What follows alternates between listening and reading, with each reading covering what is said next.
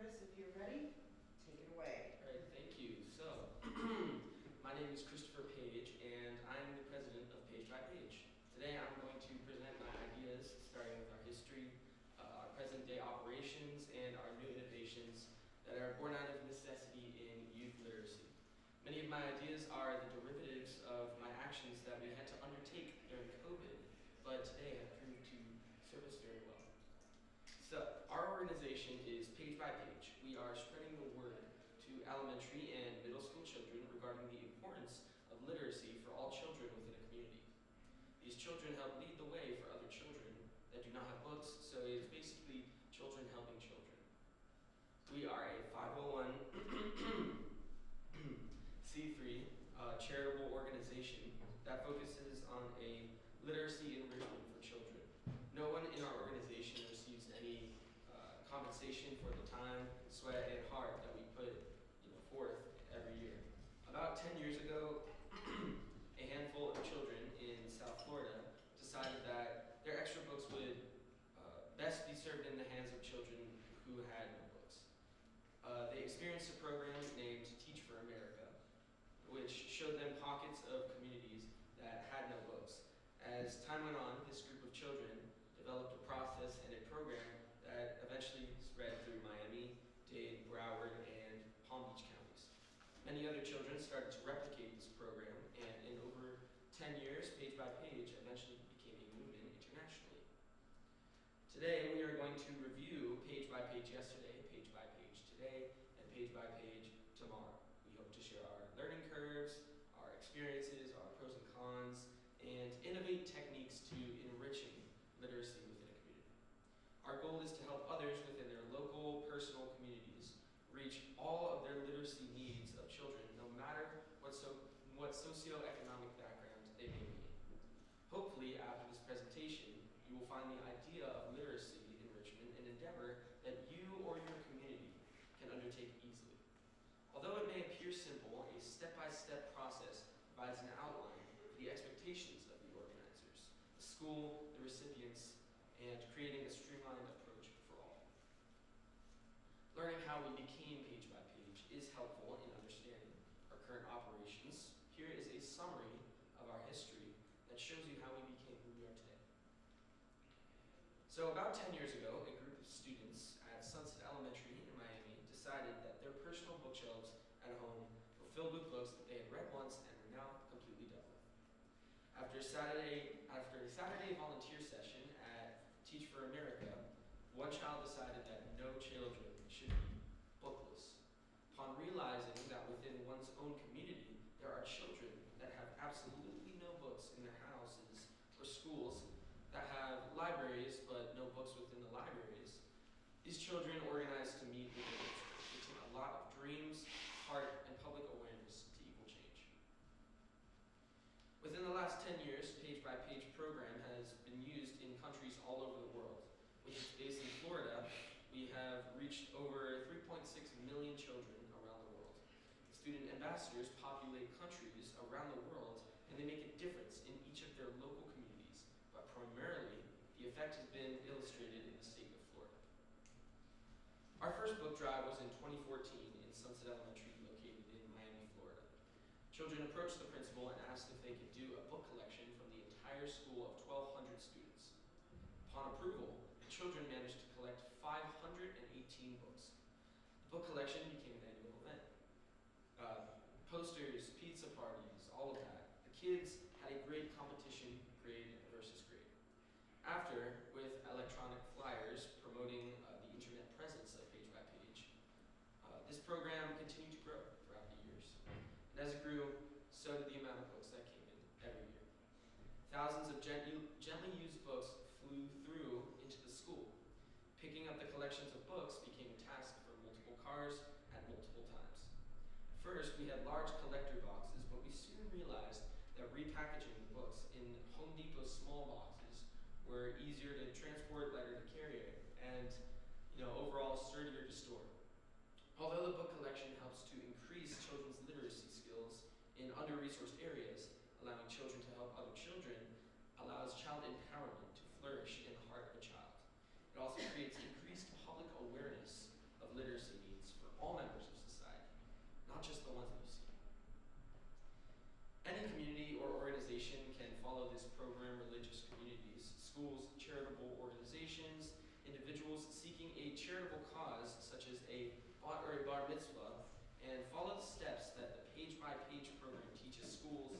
and student ambassadors.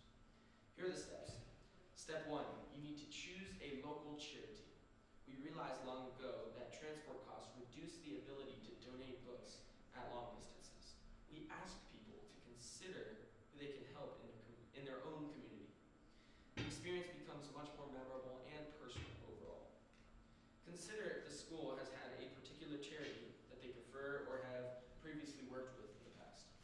Does that charity have a storage for the books? That's a very essential aspect to consider because we've donated to charities that have had no storage area to keep the books. And further, do they have a library or a place to display the books for the children? Although it seems obvious, we have had experiences showing up with more than 5,000 books with nowhere to place them at the charity. Consider this aspect for you ahead of time and choose your charities wisely. Does that charity offer reading assistance or teaching? If not, will there be a disconnect between the library and the children if the skills are not taught or assisted within the library? No organization needs a library that nobody uses. We have found organizations with people to guide the children and encourage literacy skills that work best. Finally, can a large number of children have access to these books? What is the population of this organization? Since homeless shelters are constantly repopulated, it is hard to define. If you believe that there is a significant amount of children that you can impact, then go for it. Designate that charity to be the recipient charity for your next book drive. Step 2, choose a school. Preferably, it is a school that you have a connection to, such as a school that your child or a neighbor's child attends. Get a team together, such as teachers and librarians or administration, that feel that literacy is a cause worth working towards. Motivated volunteers make a difference. Approach the principal with the support documents of the page-by-page program that outline the steps and coordination that is needed to establish a successful book drive. Examples of the suggested communications, labels, posters, and signs help administration understand the parameters of the book collection. If everybody's on board, it gets started right away. Step 3, work with the point person. Phone calls, meetings, show examples of past events, and explain the process overall. Whether it's the librarian, a lead teacher, or another administrative person, it's important to have your boots on the ground and a voice from within the school to accomplish a successful event. Student and ambassadors are very important to motivate their fellow classmates. The empowerment that children feel when they are placed in a position that makes a difference is incredible and, I believe, stays with them for a very long time. You can offer pizza parties or whatever incentives that you wish to offer. The student ambassador can create poster contests, videos, or speak about literacy needs on their public announcements. Finally, student ambassadors are helpful to call and let you know that the bins for the collecting books are hopefully overflowing. Schools do not enjoy when the collections take too long. 2, 3. As mentioned before, student councils and ambassadors can create signs and posters throughout the school. Boxes designated for collection also need some labeling on them. This not only allows people to know where to put the books, but it also reminds people that books are actually being collected. Cute logos and designs are eye-catching. This is an example of a poster that we used in the past and was pretty efficient and worked well for our collections. And here's another example of an authentic, poster that we made. This is a picture of the students collecting books at the end of the month in January 2025. They're very excited with their pink flyers in their hand. This collection will be used to supply the books for pop-up book fairs, which we will later discuss. So physically, we need to consider the pure weight of what we are undertaking. Therefore, what is important to consider is the book collection locations. We often suggest libraries, main offices, and drop-off areas. The reason this is important is because you will need to actually extract the books from the school grounds. And when you do that, you will realize how heavy books actually are. Making friends with the custodians of the school is key to the extraction. Dollies, which are the little pickup things, are essential for bulk pickup. And one also wants to make it very easy for the parents to drop off and deliver their books when they drop their children off at school, so there's only so much that children can carry. Realizing this restraint, it is easy to understand that to reach drop-off areas that are covered that seem to work well for all. This was learned after many backaches, trust me. The children love the spotlight of morning announcements. They research literacy rates, effects of illiteracy, and how our society does not always have the same resources for every child. They thrive in their day in the spotlight by discussing benefits of donating books. This is a very important in the early years because it shows examples of philanthropy within the hands of a child.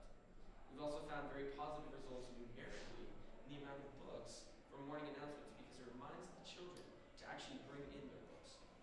Finally, the children feel empowered and they know from seeing that the books come in, they have made a difference in the world that they live in and they love that feeling. So this is me when I was on the morning announcements for a elementary school. This is also me at Pinecrest Elementary in 2024. Finally, you're ready to go. Deciding the administration, the beginning and the end dates, and the timeline for the actual book collection. We've experienced that it usually takes a week for the parents to remember, and then for the next 2 weeks, all systems are go. Finally, at the end of the book drive, realize that there will be books dropped off at least a week after the end date, but get the approved flyers out to your team and get ready because it's go time. Today, we have distributed over 750,000 books to over 3.6 million children throughout the world. We do book collections 4 times a year. And although all of our book collections are in schools, there can be informal book collections in your driveway or on your porch. We had to employ that a lot during COVID. Or in your home. It can be a very tiring job at times, especially in the hot weather of Florida. That was rough. And it is extremely rewarding activity to deal with a group of people and especially kids. Here's a slide from Chapman Partnership when they came to pick up the donation that we had for their homeless shelter.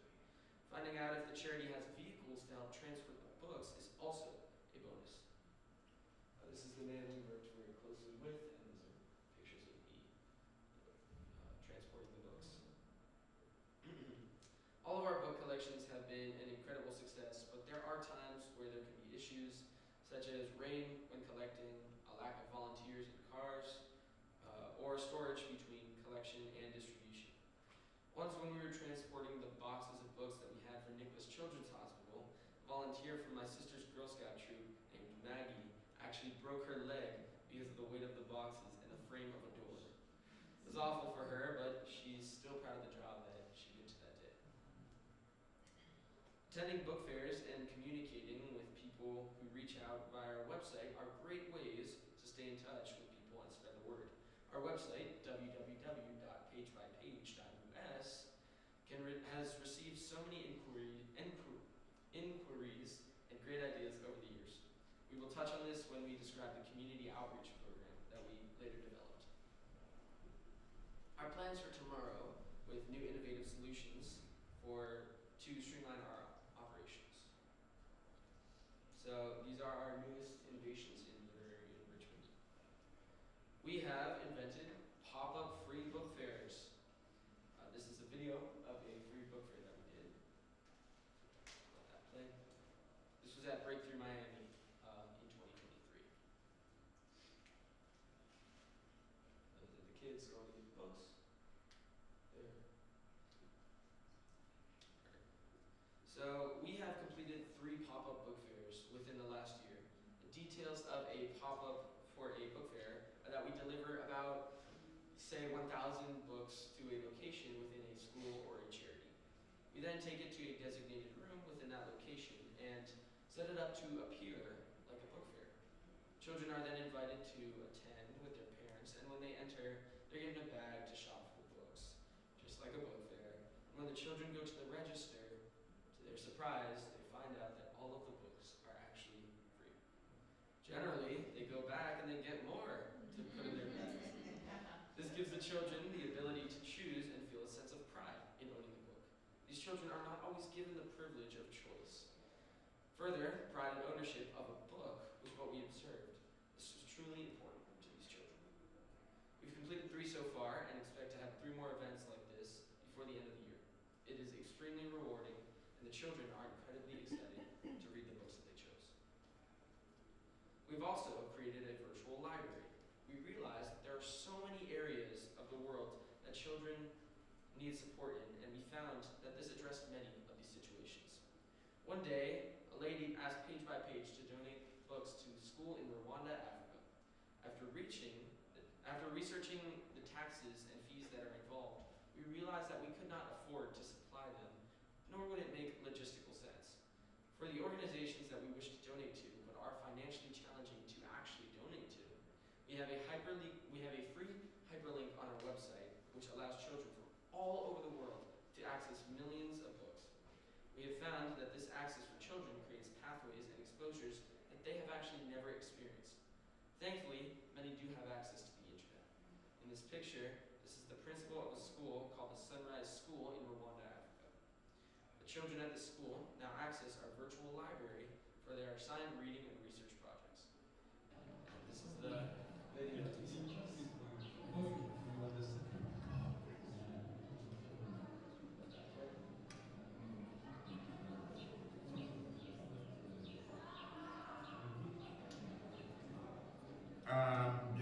I'm Isaac, the principal of Sunrise School found in northern province of Rwanda in the Musanze district with a population of 574, and we appreciate for the interest shown to us in regard to assisting us with the computers, and the computer being a daily tool that we need is going to help us in getting better studies, in getting good quality students, and producing good quality candidates.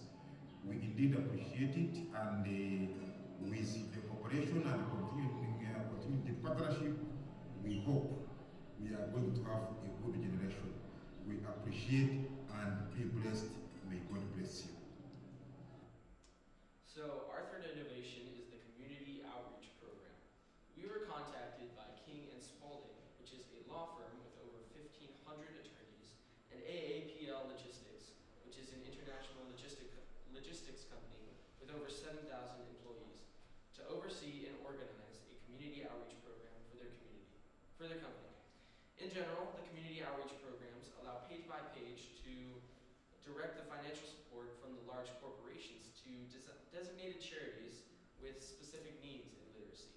In the picture, we connected King & Spalding with the Camillus House homeless shelter and refreshed thousands of books in their library. Using Amazon, we directly connected the donation to the recipient, and the delivery was made for free. Similarly, Breakthrough Miami needed books for their summer scholars. We connected with AAPL Logistics to be able to finance and deliver the exact book list to Breakthrough Miami. It was a win-win situation for all. Today we've reviewed a little summary of our yesterday, today, and tomorrow. Our goal is to teach others how to replicate our process and our newest innovations. This scale of enrichment promises benefits to all individuals within a community. We've been pretty general in our presentation, but we would be more than happy to work with any of you on the programs that we have designed. And if you have any questions, I would love to address them at this time. Thank you for your attention. Any questions? Or Question for Chris. all right, thank you all. Okay, yes. You're a virtual library. How do you deal with copyright issues? So I think we have permission from most of the authors. It is just a virtual link that we have been granted access to the books for. Okay, so somebody else manages the actual. I mean, it's just a virtual library. I don't think people manage it in general. Okay. I could, if Yeah, you do have the contact information, I could get back to you on that if you'd like. I'll get it. Great, thank you. Are the Any books other in questions? English? Are the books only in English? uh, Link? No, there's many different languages. Oh, okay. Books of everywhere. Okay. Yes. In the third innovation, you mentioned the community outreach.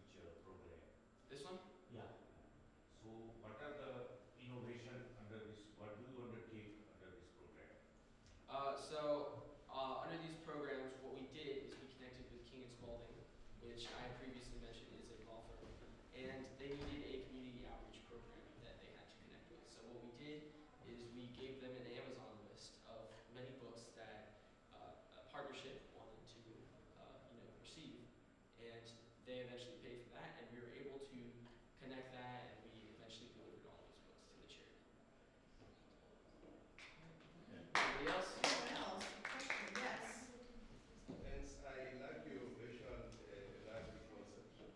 Doesn't you find out what types of books are you offering there, and can one get a link if one wants to access it? So our link is on our website, which is www.pagebypage.us. If anybody wants to. Slide back up. Sure.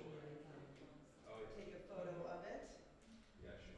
or Thanks. connect with Chris on the World Literacy app. And I do have cards if you'd like to complete Oh, great. if you need I'm to. glad to hear. Thanks. I also would like to ask something. Yes, Lorena. Chris is a youth ambassador from the World Literacy Foundation. Yes, So I would like you just to talk about your participation during the program. Thank you. Can you talk about your participation during the youth ambassador program? Right. So the Youth Ambassador Program, this was a online program that I did, and we were required to complete modules, and we had to make videos for this, and it was a really good experience that I did overall. I learned a lot about how to be a leader in general, and my speaking skills obviously improved because of the videos that I did, and I learned a lot. And I actually followed in the footsteps because my sister had actually completed that same program a few years before. So, any other questions? All right. Thank you all for your time.